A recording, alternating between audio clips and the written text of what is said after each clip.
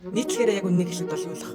Лавлгаа авдаг гэж ойлгодог. 5 жилийн дотор бид нар 1.6 их төгрөгийг иргэнийхээ харамаанаас хэмнэсэн байна. Өнгөрсөн хугацаанд 47-8 сая удаагийн үйлчлэг үзүүлсэн байна.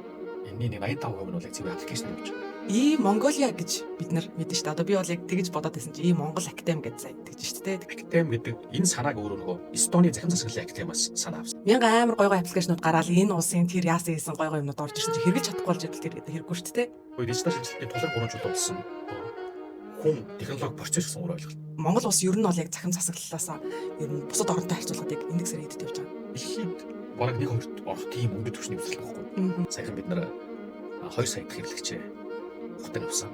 7 хоногт 2.5 сая удаа иргэний үнэлэхний лавлгаа авдаг комментуудыг нь харангуут л гацаад штэ. Энэ болохгүй штэ. Хэрэглэгчдийн маань одоо чинь интернетийн хурд адилгүй, утасны чадах нь өөр. Тийм учраас гацах тохиолдлууд бас байна. Одоо нэг бодоод байгаа зүйл нь ер нь одоо тийм light version агуул яасан юм бэ гэдэг юм санаа. Тэр өөрөө хөгжүүлж болохгүй системийн жагсаалт гэж 30 хэдэн системийн жагсаалт гарсан байна. Төр болохгүй гэдэг нь хувийн компаниудад өгөх ёстой. Тий, хувийн компаниудад. Нэг үйлчлэгээ одоо ийм Монголиа руу нэмэгдэж орохын тулд одоо ямар хугацаа шаарддаг гэдэг. Нэг өдрөөс 3 сарын дотор үйлчлэг гэдэг зүйл бий бол. Энэ 1267 үйлчлэгээс за нэг ч хэрэглэгдээгүй нэг үйлчлэгээ байгаа юу? Бага. Тэгвэл ийм Монголиа ирээдүйд яг яаж хувирах юм? За цааш та бид нар үйлчлэгийн тоон дээр нэг хажууд явахгүй. Энэ бол чанартай гарна.